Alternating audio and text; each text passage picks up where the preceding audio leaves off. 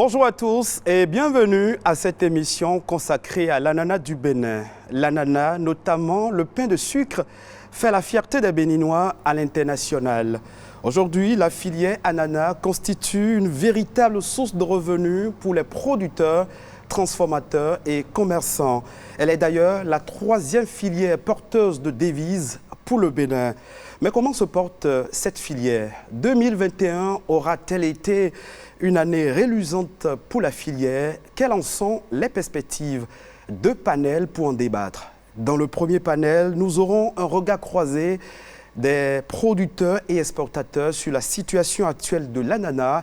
Et puis, dans le second, un producteur de société de transformation d'ananas nous parlera des forces et faiblesses de la chaîne de transformation. Voici ainsi planté le décor de cette émission, regard croisé sur la filière ananas du Bénin en 2021. Jean-Xavier Satola, bonjour, bienvenue. Bonjour. Vous êtes le président de l'Association nationale des exportateurs du Bénin. En face de vous, Bernard Setonji Belidi. Lui, il est le président de l'Association interprofessionnelle de l'ananas du Bénin. Bonjour, bienvenue. Merci Patrick. Bonsoir.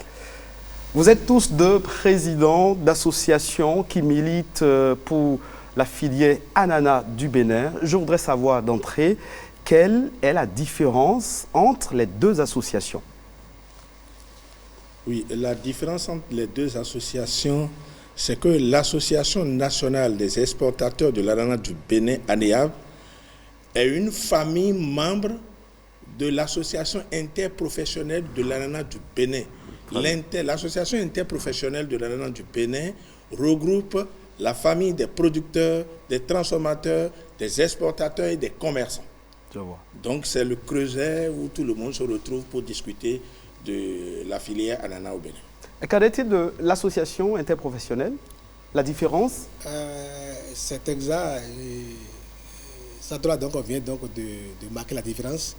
Mais l'association interprofessionnelle donc, de l'ananas du Bénin, comme on le dit, c'est pratiquement le sommet. C'est le cadre qui, disons, facilite le développement donc, des relations d'affaires entre acteurs.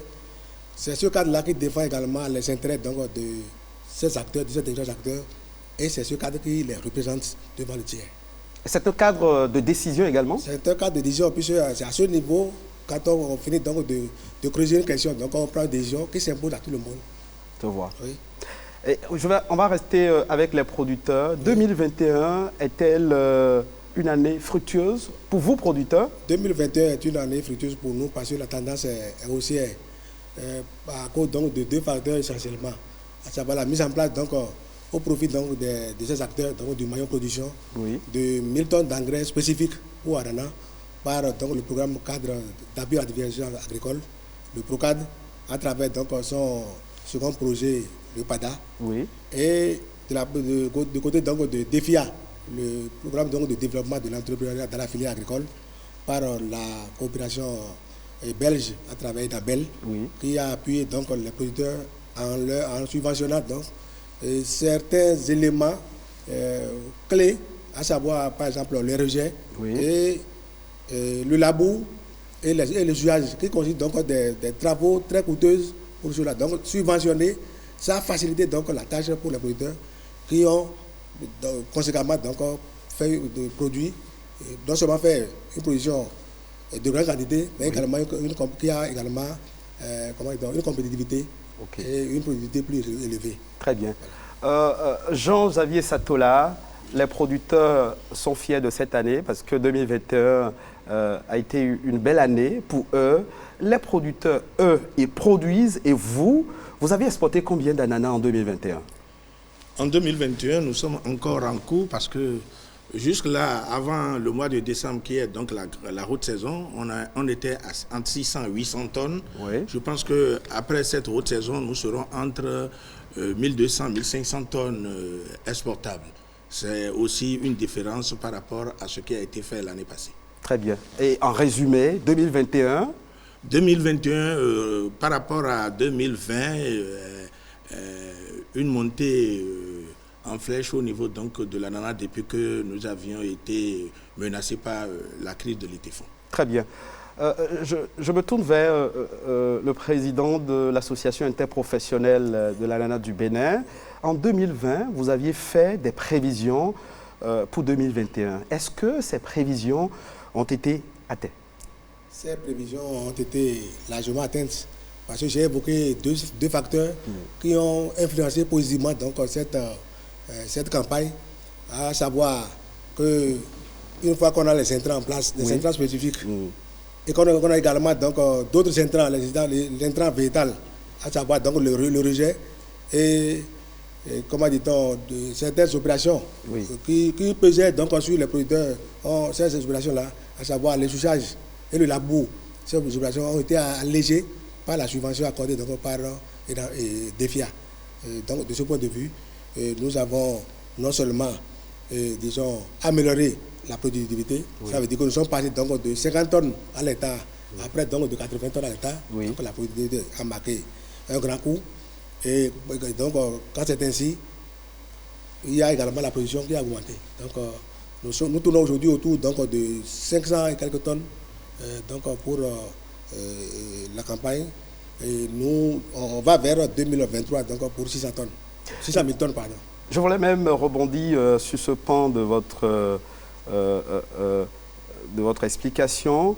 Vous avez dit que 2021 a connu une tendance haussière en termes de production. Oui. Est-ce qu'on peut avoir une idée de la quantité d'ananas frais cultivés en 2021? Je le disais tout à l'heure, j'ai dit, nous sommes autour de 400 000 tonnes. 400 000 tonnes qui ont été réalisées cette année.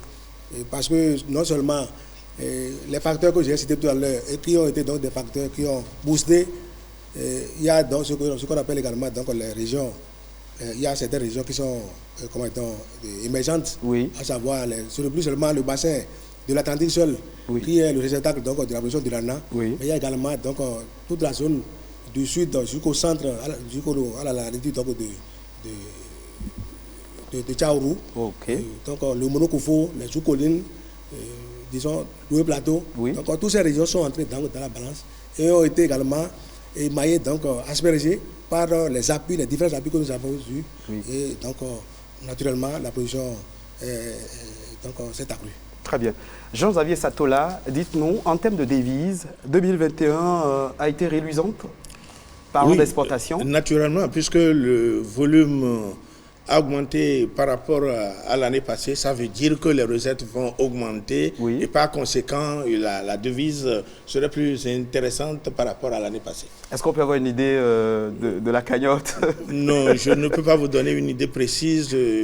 Peut-être que je vais laisser les statisticiens de l'agriculture venir donner les chiffres les plus précis. Très bien.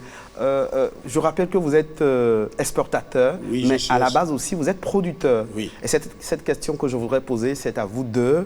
Quelle est aujourd'hui la variété d'ananas la plus cultivée au Bénin? La variété d'ananas la plus cultivée au Bénin, c'est le pain de sucre. Le pain de sucre. Le pain de sucre, donc, comme on le disait, donc, le pain de sucre occupe pratiquement les 2 tiers donc, de la production totale. Et donc, le pain de sucre, et après le pain de sucre vient la canne lisse. Et le pain de sucre, il faut le dire, donc, il s'agit donc d'une variété qui est typiquement béninoise. Et c'est cela qui a, disons, qui a amené l'interprofession à travailler donc, pour enregistrer le pain de sucre à l'indication géographique, donc pour protéger ce pain de sucre-là.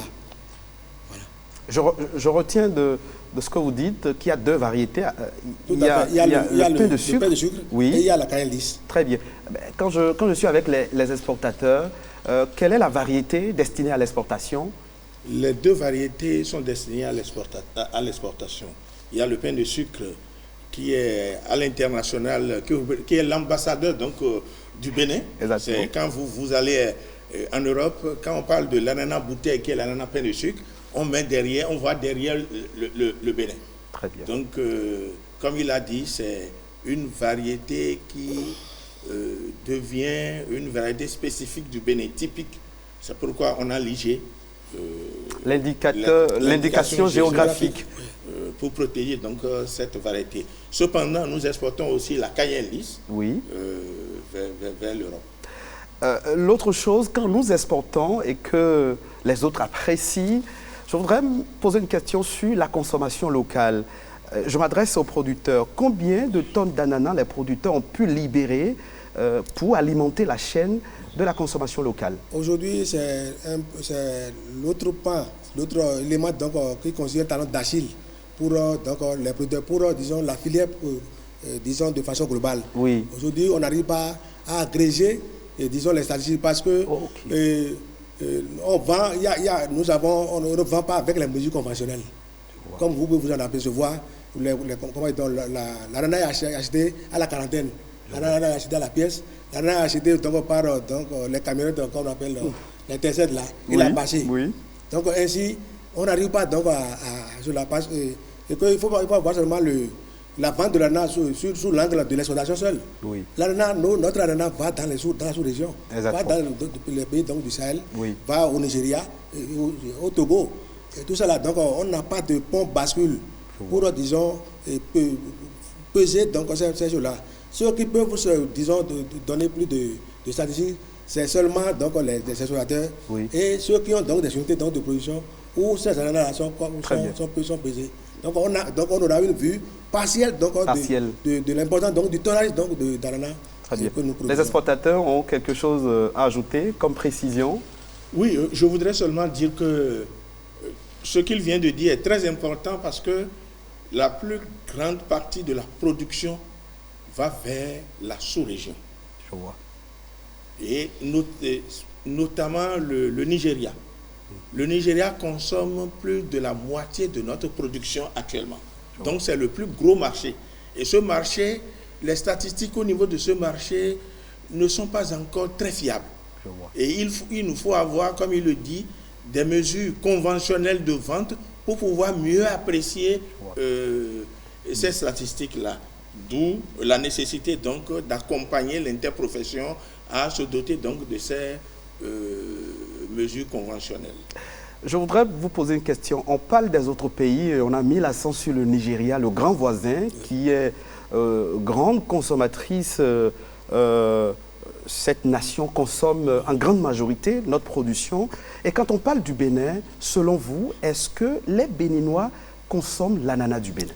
Les Béninois ont commencé par donc, mettre en place une culture donc, de consommation d'ananas au Bénin. Parce que vous voyez aujourd'hui, tout au long donc, de la route inter-État numéro 2, ou donc de toutes les routes inter-État que nous avons, vous aurez à constater donc que il y a des points de vente dans l'ananas. Où, pendant que ceux qui sont ici, qui sont en train de descendre vers le nord, disons, vous les voyez s'arrêter avec leur véhicule et ils s'en mettent plein dans cela. Il y a ceux qui reviennent donc de là-bas également qui amènent ça à côté. Aujourd'hui, l'ananas est également transformé sous d'autres formes, sous forme d'ananas séché, sous forme donc, de jus, tout cela. Et je pense que les Béninois commencent pas comme ça. Il y a 10 ans, la consommation n'a pas un tel niveau. Ils ont commencé donc par adopter la consommation, le made in l'école. Vous confirmez que les Béninois consomment l'ananas? Je confirme, mais je fais une nuance. Je fais une nuance en ce sens que aujourd'hui la consommation donc nationale n'est pas aussi au top niveau. Enabel DFIA est en train donc de faire un effort parce que après son diagnostic, il a constaté que à l'intérieur nous consommons moins qu'à l'extérieur.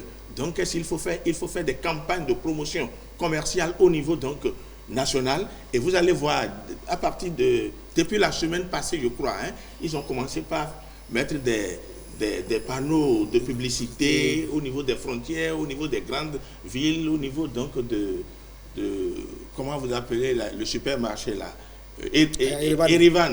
Donc là où il y a beaucoup de... Il y a une grande campagne de sensibilisation. Pour accompagner donc, les consommateurs béninois à adopter donc l'ananas du Bénin. Et en ce moment, l'État met en place une démarche qualité qui permet à tous les transformateurs de pouvoir, le transformateur quand il sera là, il va le préciser, de pouvoir produire de qualité pour la bonne santé donc, du consommateur béninois que nous sommes. Chers téléspectateurs, vous l'avez constaté, nous parlons de l'ananas du Bénin. Cet ananas, nous le produisons et nous l'exportons. Mais pour que l'ananas du Bénin garde ses qualités, sa saveur, sa texture, sa fraîcheur et sa résistance, une chambre froide a été installée à l'aéroport de Cotonou depuis 2019. Dites-nous, en 2021, combien de tonnes d'ananas ont été stockées avant exportation? Jean-Xavier Satola. Oui, merci. Oui, en 2019, on a installé, comme vous venez de le dire, une chambre froide, et ce n'est pas NS. Un partenaire technique et financier américain qui a mis à la disposition donc, de la filière d'exportation cette chambre froide qui nous a aidés, parce que lorsqu'il y a des débarquements de dizaines de tonnes d'ananas, on met ça dans cette chambre froide et pour les conserver en attendant que le vol prochain arrive et qu'on puisse les exporter dans de meilleures conditions. C'est au vu de cela que l'État béninois aujourd'hui est en train de construire un quai fruitier au niveau de l'aéroport du Bénin pour changer toutes les donnes à l'évolution. À l'état actuel, est-ce qu'on peut avoir une idée du taux, le stockage avant exportation en 2021? Est-ce que les exportateurs, vous avez une estimation? Depuis 2019, on a stocké combien d'ananas avant d'exporter à l'étranger? Je pense que ça doit faire des centaines de tonnes, des centaines, près de 400 à 500 tonnes. Les chiffres ne sont pas encore assez précis. Ne sont pas assez précis. Très bien. Et quel est, in fine, l'avantage de cette chambre froide, en quelques mots? L'avantage de la chambre froide permet donc de conserver l'ananas dans de meilleures conditions de vente en Europe, puisque ça se met au frais là-bas. Donc, jusqu'à ce que le vol prochain peut être demain, après-demain ou le jour d'après-demain. Donc, l'ananas reste dans les meilleures conditions jusqu'à ce que le vol arrive et on peut le transporter vers l'international. Le pays destinataire. Le pays destinataire. L'autre avantage, c'est lorsque vous avez de gros volumes, lorsque le Bénin va commencer par aborder les grosses quantités, il faut affréter des cargos, des vols cargos de plusieurs tonnages à la fois. Donc, on est obligé de faire venir les fruits de temps en temps, c'est-à-dire que pendant 2 jours au moins, pour les mettre, et on les met dans les conditions normales avant que le cargo n'atterrisse, pour qu'on puisse faire partie un gros volume d'ananas vers les Syriens. C'est ce que font les grandes nations d'exportation. Les producteurs, vous êtes fiers de ce qui se fait à l'aéroport, une chambre froide. Le gouvernement aussi est en train de construire quelque chose. Oui, c'est tout à fait. Et donc, ce qui est en train d'être construit, comme on le dit, l'exportateur, donc c'est pour mettre les produits sous atmosphère réfrigérée. Vous êtes content, vous êtes fier? Très content. Parce que vous savez que vos produits seront... Quand eux, ils font donc de bonnes affaires, nous, on se sent bien. Exactement, exactement. On va parler d'un autre sujet, toujours avec la filière ananas. Le 5 février 2021, à Cotonou, les exportateurs d'ananas ont réceptionné 64 600 emballages subventionnés. Quelle est l'utilité de ces emballages? On va en parler, mais on va suivre cet élément et on revient sur ce plateau. Voici les cartons dans lesquels les exportateurs d'ananas frais produits au Bénin vont désormais acheminer les produits agricoles bruts et transformés vers l'étranger. Pour réussir la mise en marché de ce fruit, le rôle de ces emballages est capital, celui de préserver la qualité du produit et d'éviter toute contamination liée à l'exportation. Pour la mise en marché, un des problèmes cruciaux, c'est l'emballage. L'emballage qui n'est pas de bonne qualité et ça pénalise beaucoup nos exportateurs. Pour pallier ce problème, les exportateurs reçoivent ici des exemplaires des nouveaux emballages afin de continuer à exporter sur le marché international des ananas de qualité exempts de tout reproche à destination. Nous venons de mettre 8000 cartons pour 10 exportateurs. Nous sommes en train de commander 38 000 cartons pour 18 exportateurs. Si tous les exportateurs acceptent ce carton, c'est que partout où on va et on voit ce carton, on sait déjà que c'est le Bénin, le plateau d'Alada, qui est l'origine de l'ananas pain de sucre. Ainsi, pour mieux positionner le Made in Benin sur les marchés internationaux, Ce nouvel emballage devient le label des producteurs et exportateurs bénéficiaires du programme de développement de l'entrepreneuriat de la filière ananas DEFIA. Cet accompagnement de l'Agence belge de développement envers les exportateurs vise à améliorer la qualité et la visibilité de l'ananas, troisième produit d'exportation du Bénin après le coton et l'anacarde. Et voilà qui est clair. Chers acteurs de la filière ananas, tous deux présidents, quel problème vient régler concrètement ces emballages mis à disposition des exportateurs? Le problème qui vient d'être réglé, c'est le problème de l'image de l'ananas du Bénin à l'international. Avant, nous avons des cartons qui sont fragiles. Et ces cartons fragiles, ont manipulé plusieurs fois avant d'atteindre donc la destination, présente donc une image moche. Exactement. Et si bien que l'image, malgré qu'on reconnaît que la qualité de l'ananas du Bénin est la meilleure, on voit que la présentation est la plus mauvaise. Alors dans ces conditions, est-ce qu'il faut continuer à faire de meilleure qualité dans une présentation mauvaise? Exactement. Alors DEFIA a dit non, ça c'est une incohérence. Il faut désormais qu'on cherche des emballages de bonne qualité, oui, dans lesquels on va mettre des ananas de bonne qualité, oui, pour que l'image du Bénin soit rehaussée et maintenue, oui, comme telle. Voilà ce qui a fait que ils ont commandé 8000 cartons pour faire un premier essai. Oui. Les 8000 cartons étaient déjà totalement consommés et on attend les autres commandes pour, oui, qu'on puisse désormais avoir des cartons solides, bien que ces cartons présentent quelques insuffisances, mais c'est mieux par rapport à ce que nous avions l'habitude de faire. Monsieur Bernard Settondi-Belidi, oui, les producteurs sont fiers de cette belle initiative? Tout à fait. Nous sortons, on produit donc on sort donc des produits donc de qualité. Oui. Donc pour disons donner donc de plus de la visibilité et faire également donc de la promotion pour nos produits, si on les met donc dans des cartons qui viennent donc édulcorer cette qualité-là, ça veut dire que le retour va nous être désastreux. Parce que quand ça ne passe pas donc à l'international, ça retombe sur nous. Donc, on salue vivement cela. C'est un besoin exprimé donc, par les ceux-là vis-à-vis donc, de DEFIA, oui, qui a été, disons, compris et, disons, solutionné. Très bien. En parlant toujours des emballages, le gouvernement a mis en place en 2021 le PACOFID. Entendez, projet d'appui à la compétitivité des filières agricoles et la diversification des exportations. Oui. Je m'adresse à vous parce qu'on parle d'exportation. Le PACOFID est-il une opportunité? PACOFID aujourd'hui est une grande opportunité que nous devons saluer.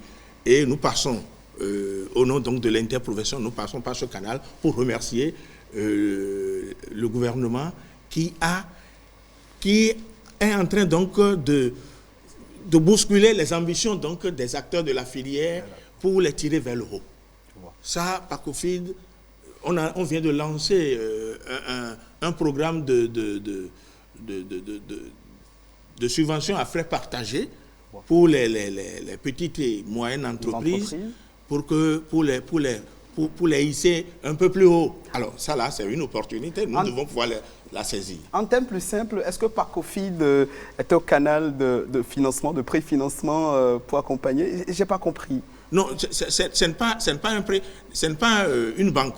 C'est un programme qui capacite les acteurs de la filière ananas à se prendre, à avoir les moyens donc d'affronter les complexités donc de financement des banques. Je vois. Et l'autre question, on reste dans cette dynamique, le gouvernement, quelles sont les mesures de facilitation dont bénéficient les segments de production et d'exportation de la part des autorités actuelles? Bon, aujourd'hui, la chose là, comment on a l'habitude de dire, la volonté du gouvernement, la volonté politique qui a manqué des années durant, puisque nous on est dans l'ananas maintenant, ça fait plus de 35 ans, qui a manqué des années durant, ne se quémande plus.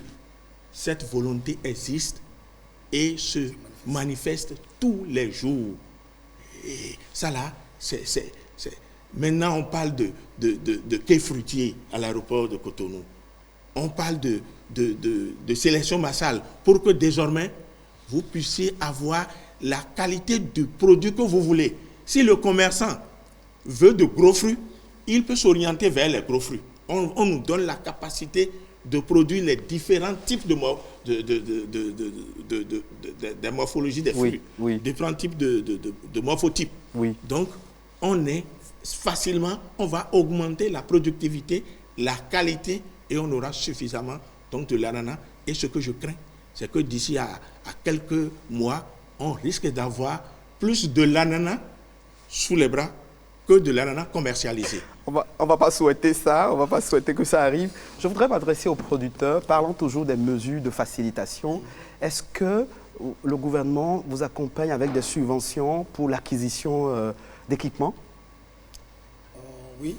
Donc, on ne parlera pas nécessairement d'équipements. Donc, au niveau donc, des producteurs, nous avons la possibilité d'acquérir des équipements. Ou donc de nous mettre ensemble pour aller prendre des tracteurs et donc, à frais partagés.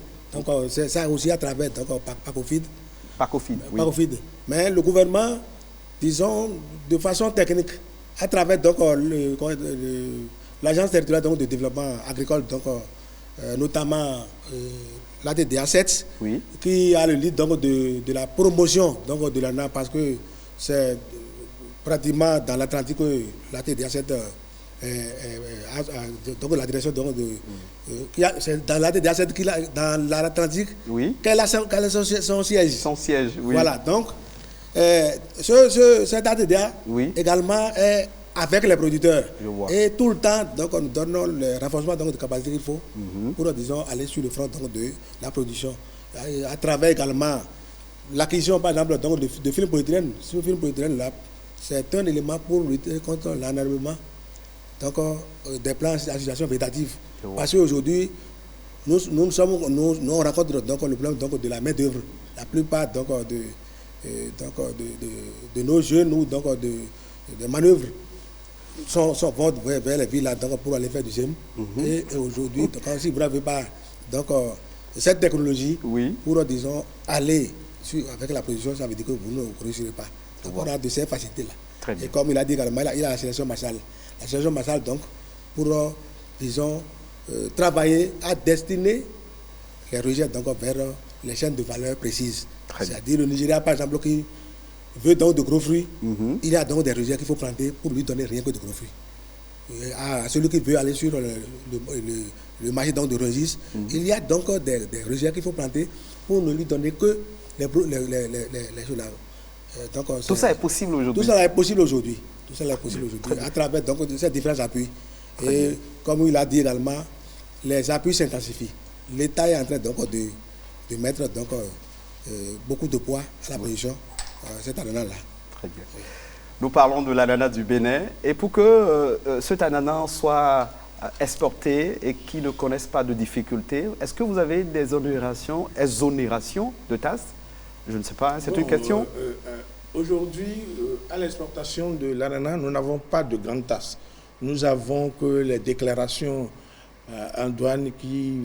Ce n'est pas cette tasse-là qui plombe la compétitivité de l'ananas à l'international. C'est ailleurs que se trouvent les tasses qui plombent la compétitivité de l'ananas béninois. En quelques minutes, est-ce qu'il y a des difficultés? Oui, en toute entreprise, il y a des difficultés. Il y a des difficultés liées à un certain nombre de paramètres que nous ne pouvons pas évoquer ici sur le plateau. Nous sommes en pourparlers avec donc, les partenaires qui sont responsables donc, de ces contraintes. Et dès que nous n'aurons pas la solution, nous serons obligés d'en parler là où nous pouvons en parler. Je reste avec vous. Votre mot de fin?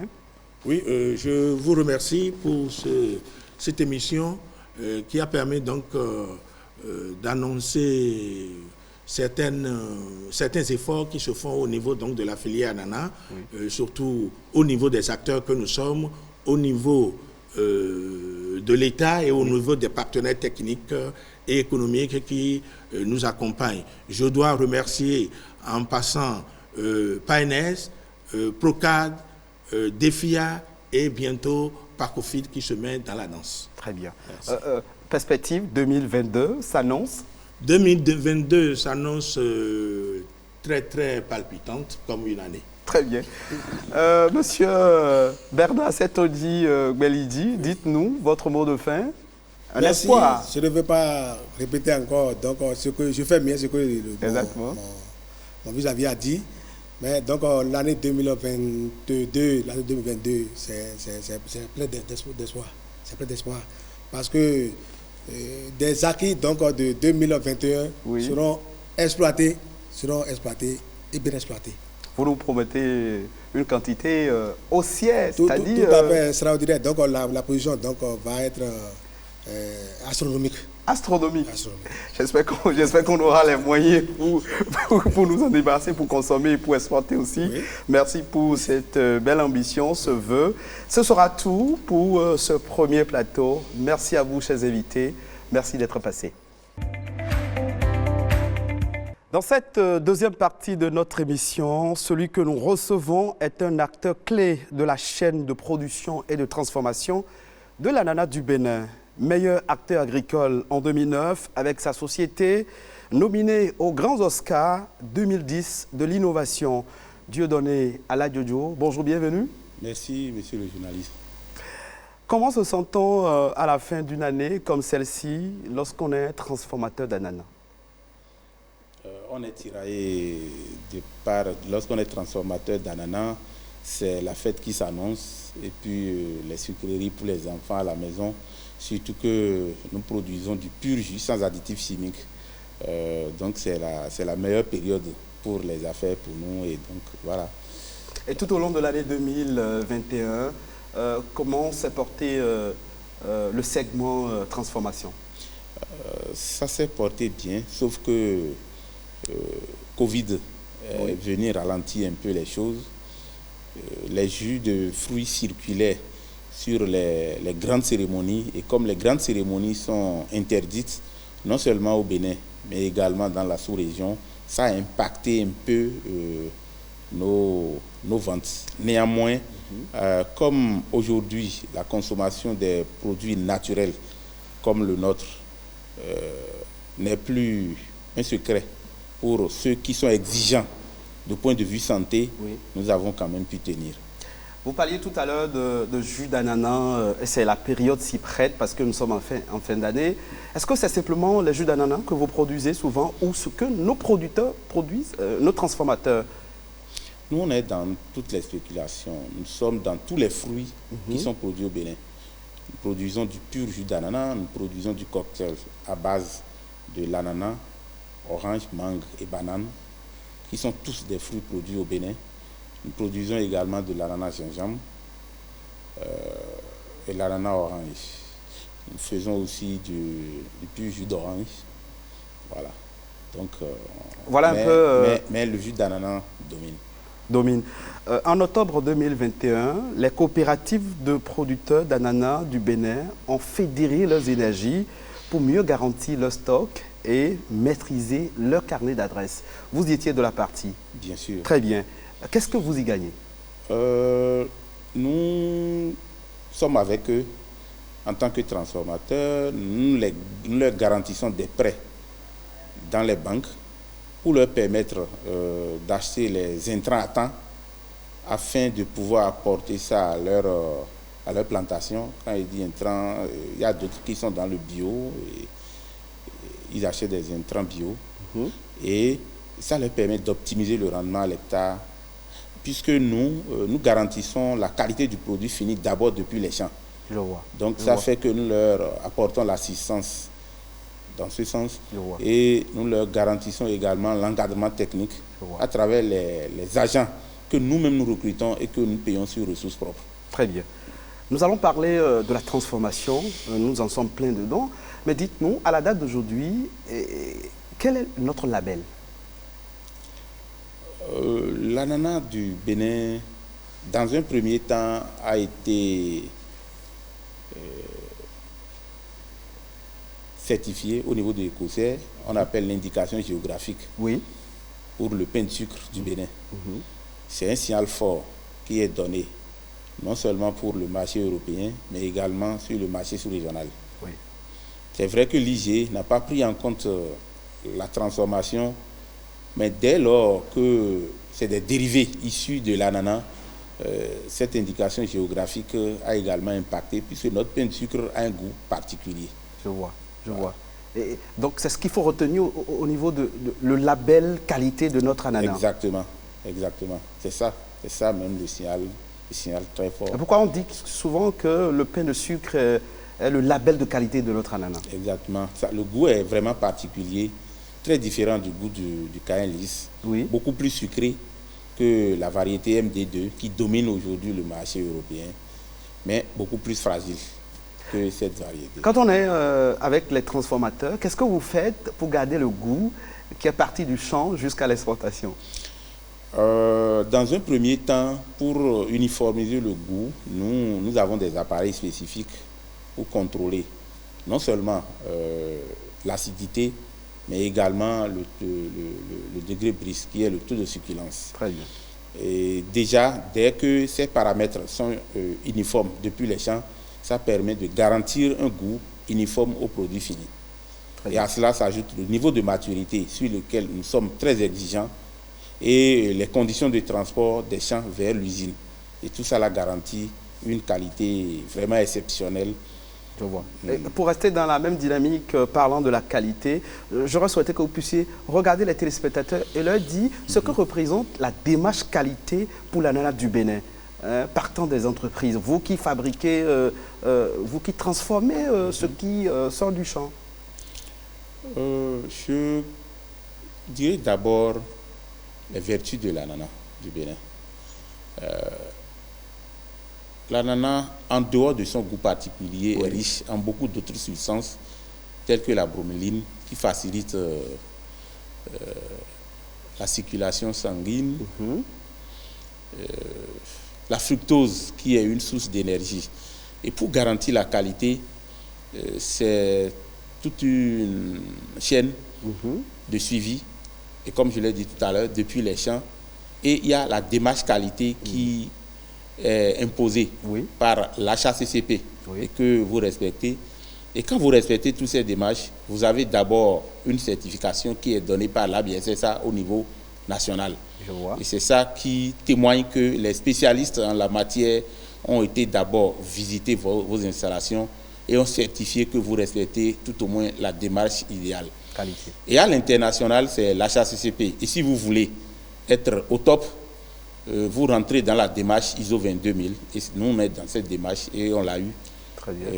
La certification ISO 22000 est la mère des certificats en termes donc, de transformation, puisque ça regroupe non seulement l'HACCP, mais l'ISO 9001. Très bien. Dieudonné Ala-Jojo, dites-nous, au cours de cette année qui s'achève, les producteurs d'ananas vous ont fourni combien de tonnes d'ananas frais? Est-ce qu'on peut avoir une idée? Bon, pour ce qui nous concerne, au sein de Promo Fruits qui fait les Makira, nous avons un contrat avec la Fédération des producteurs pour la livraison de 1000 tonnes par mois. Donc, nous, on tourne autour de 12 000 tonnes. Mais aujourd'hui, nous voulons avoir une ouverture vers le marché européen et américain à travers la production du concentré. Et nous sommes en phase d'autres investissements pour qu'en 2022, nous puissions aller au-delà de cette quantité que nous prenons aux agriculteurs. Dites-nous, à combien ce chiffre, c'est une question que je vous pose personnellement, c'est à vous, à combien ce chiffre votre capital d'approvisionnement en ananas frais chaque année? Si on peut avoir une idée de combien vous déboursez pour aller acheter de l'ananas dans les champs. Pour ce qui nous concerne, nous en avions acheté l'année passée pour une valeur avoisinant 600 millions. Et cette année, nous sommes sûrs d'aller au-delà. Vous êtes sûr d'aller au-delà? Oui. Et quelle est la quantité d'ananas frais transformés en 2021 chez vous? L'année n'est pas encore terminée. Oui. J'attends le 31 pour que déjà le 3, le service approvisionnement fasse ce point afin qu'on sache d'une manière précise la quantité réellement achetée et transformée. Mais pour l'instant, même où je suis, les gens sont en train d'envoyer des fruits sur la chaîne pour la production. Quand on produit, on espère que soit on exporte, soit on consomme sur le plan national, ici même. Les produits dérivés de l'ananas sont-ils consommés, selon vous, par les Béninois?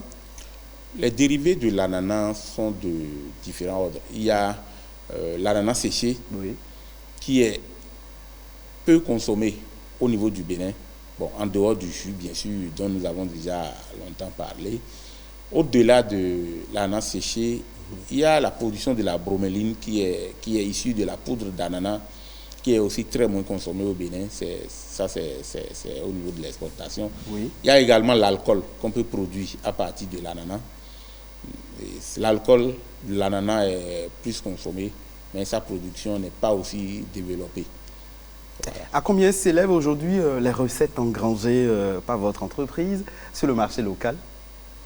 Même si les chiffres de 2021 ne sont pas... Nous sommes dans tous les pays de l'Afrique, pratiquement. Grâce à l'ananas du Bénin? Oui. Dans un premier temps, nous, on est un regroupement d'acteurs de la production de l'ananas. Nous visons un objectif.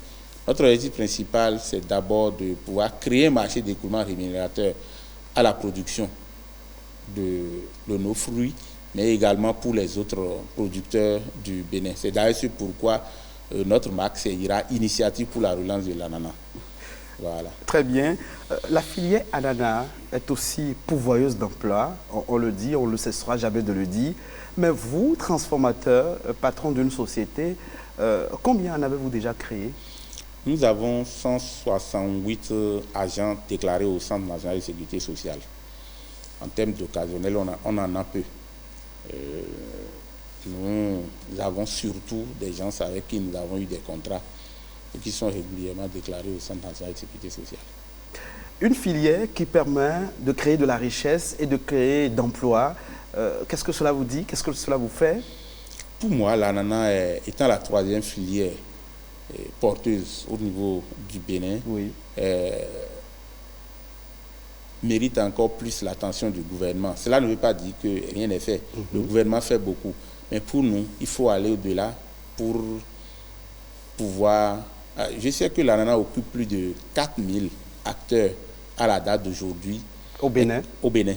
Mais quand on voit la population active vivant de l'agriculture, je pense qu'on pourrait mieux faire.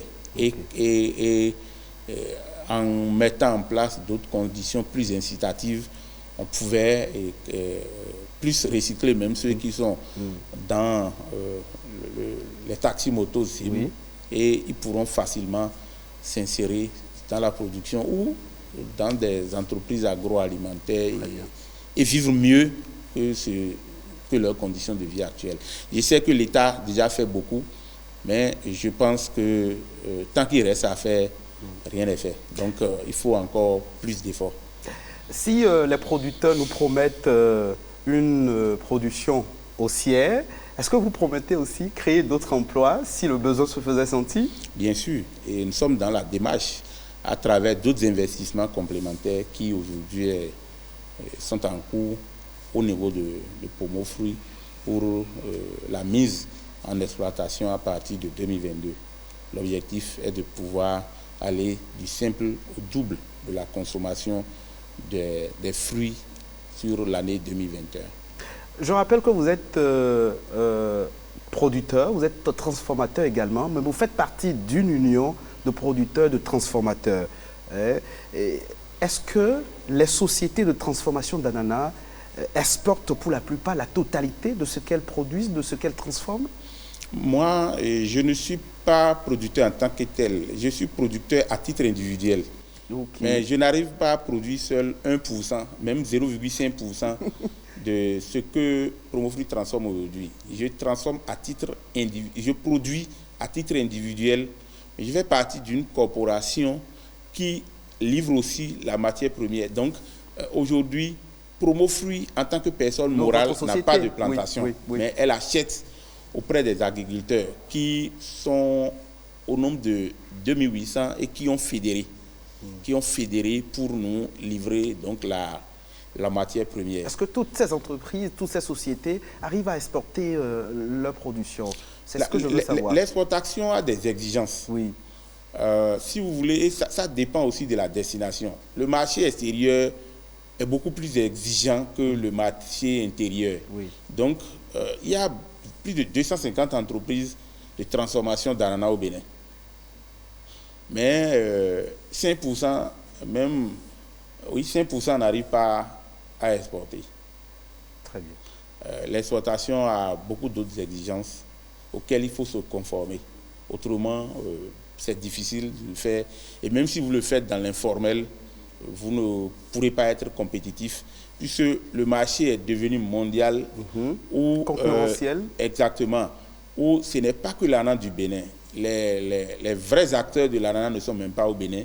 Il y a Costa Rica, il y a Thaïlande qui contrôlent même le marché mondial. Quand vous allez au Burkina à côté, vous aurez des tranches d'ananas qui sont venues de Costa Rica, qui viennent de Thaïlande et qui dominent le marché, qui sont vendus à un prix très moins cher, au point où c'est un peu compliqué pour certaines catégories d'entreprises d'émerger sur le marché à cause de la haute concurrence qui existe. Et si des entreprises doivent émerger dans la chaîne de filière de l'ananas, est-ce qu'au niveau de la consommation locale, l'espoir y est? L'espoir y est pour des consommateurs qui sont exigeants sur leur santé, puisque aujourd'hui les multinationales communiquent et font croire aux consommateurs moins lettrés que c'est le faux qui est le vrai. On vous fait croire que vous consommez parfois le vrai fruit, mais il faut lire l'étiquette pour mieux cerner les autres aspects. Donc, peu sont ceux-là qui, aujourd'hui, avant de consommer, lisent ce qui est sur l'étiquette. Donc, la communication, la publicité mensongère a tellement emballé que c'est compliqué pour ceux qui font le vrai sans moyen de communiquer, d'émerger. Est-ce que vous-même, vous travaillez pour le consommant local? Bien sûr, nous le faisons. Et je remercie au passage le ministère de l'Agriculture qui déjà a commencé par imposer, qui a commencé par sensibiliser autour de la consommation des produits issus directement de la transformation des produits agricoles. Donc c'est déjà un signal fort, un décor qui est ainsi planté. Et puis le reste, nous on le fait avec les moyens de bord.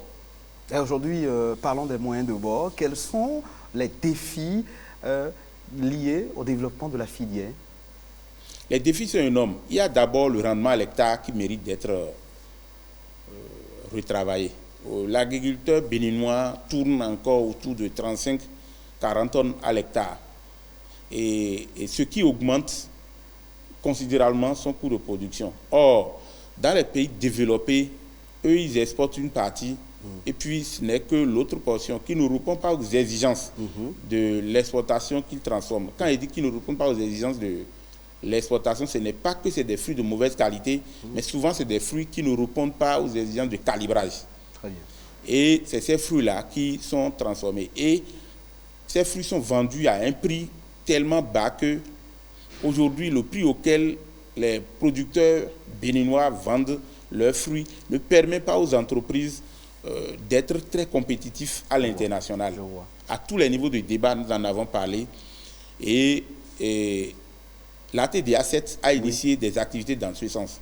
Ils ont déjà commencé l'épuration variétale, mais ce n'est pas des activités qui prennent du jour au lendemain. Il faut des générations de production. Je ne dis pas des générations d'hommes, des générations de production. Donc peut-être ça peut prendre 5 ans avant que ça ne soit à une moyenne top.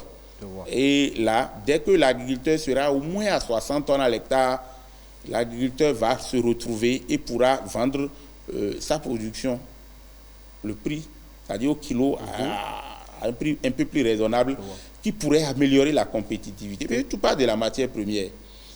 Nous, on a eu des opportunités d'exportation du concentré sur le Nigeria à côté, où quand les gens sont venus, ils ont même proposé de rentrer dans le capital social on a accepté.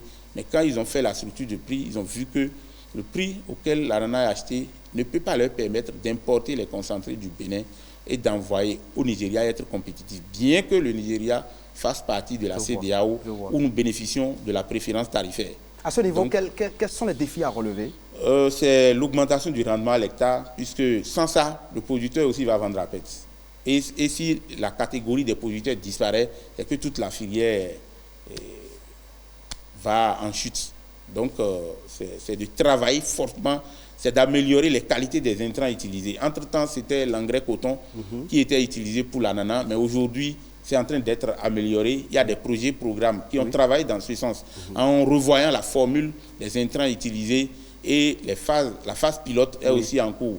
La première phase a terminé, ils ont refait la deuxième phase qui est aussi en train de finir. Et quand les producteurs vont découvrir que c'est cet intrant-là qui donne le meilleur rendement, donc ils vont rentrer dedans et tout ça là pour pouvoir aller au top. Sans ça, ça va être difficile. C'est aussi à votre avantage parce que quand c'est bien produit, vous arrivez à être à l'aise pour bien transformer ce qu'on vous donne. Pas à l'aise nécessairement, mais ça nous permet d'avoir plus accès au marché les plus concurrencés. Il y a des marchés où, quand vous-même vous allez, vous risquez même de disparaître si vous tenez d'y rester. Je vois. Et je vous l'ai dit tout à l'heure, on est plus de 250, mais même 5% n'arrive pas à percer le marché de l'exportation. Et quand vous sortez du cadre préférentiel, qui est la CEDEAO et l'UEMOA, les exigences sont encore là. Il y a des exigences tarifaires, il y a des exigences non tarifaires. Les exigences non tarifaires sont faciles à surmonter si vous respectez la démarche qualité. Mais au-delà de la démarche qualité, il y a d'autres qui sont liés à la compétitivité et qui ne dépendent pas de vous. Ça dépend de toute la chaîne de valeur et c'est tout un travail en amont et en aval. Mais dites-nous, Dieudonné Aladjojo, quand on prend les sociétés qui transforment l'ananas du Bénin, est-ce que le défi de l'industrialisation ne pose pas problème? L'industrialisation, disais-je, du maillon transformation, où en êtes-vous? L'industrialisation en elle-même n'est pas le problème, mais c'est l'accès au marché qui est la partie la plus compliquée. Il y a des Béninois qui ont des milliards qui veulent investir. Il y a d'autres sociétés étrangères qui sont là et qui ont de l'argent, qui savent que l'ananas du Bénin est de meilleure qualité.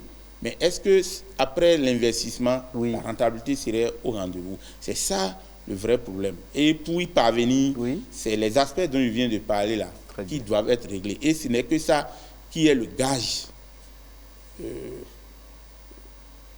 de retour sur investissement à tout investisseur. Et parlant de retour sur investissement, est-ce que vous avez souvent un bon retour sur investissement de tout ce que vous faites?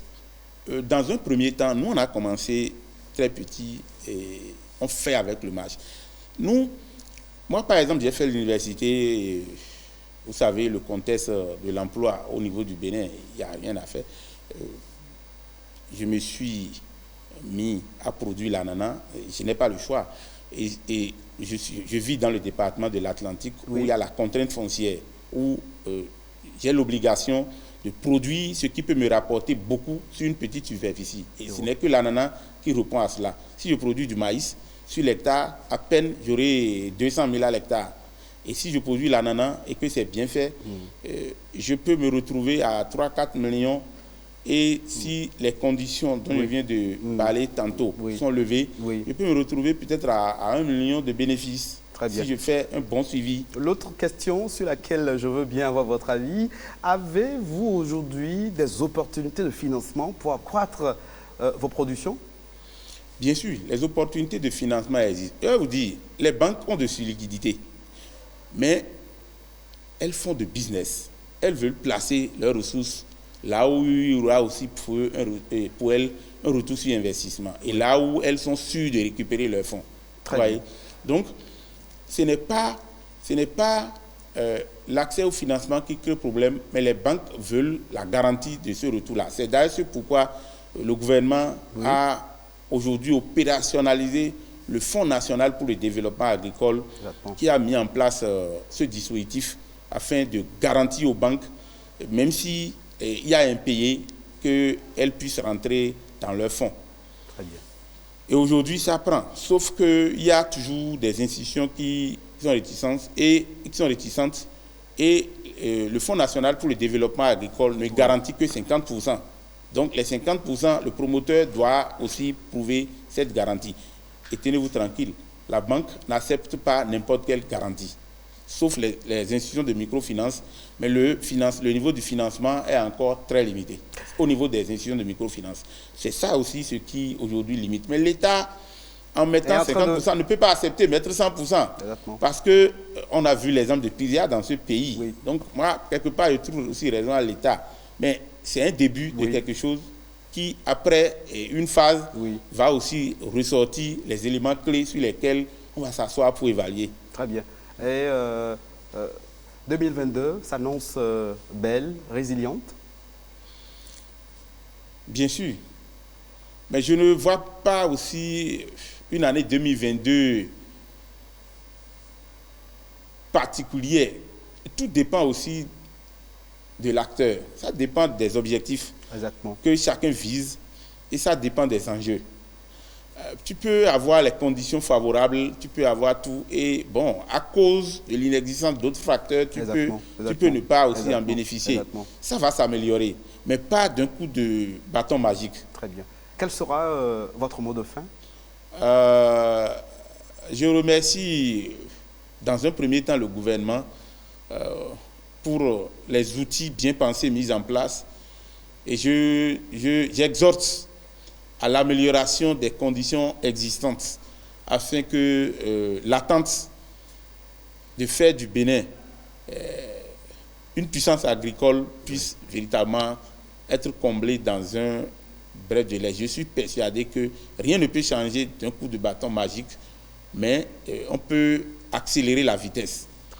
Voilà. Et j'exhorte également tous les Béninois et tous les vidéos, tous les téléspectateurs à beaucoup plus consommer local. Parce qu'en consommant local, en consommant les produits issus de l'agriculture béninoise, ils soutiennent les 80% de la population active béninoise qui s'y sont mis. Très bien. Et c'est un enjeu économique.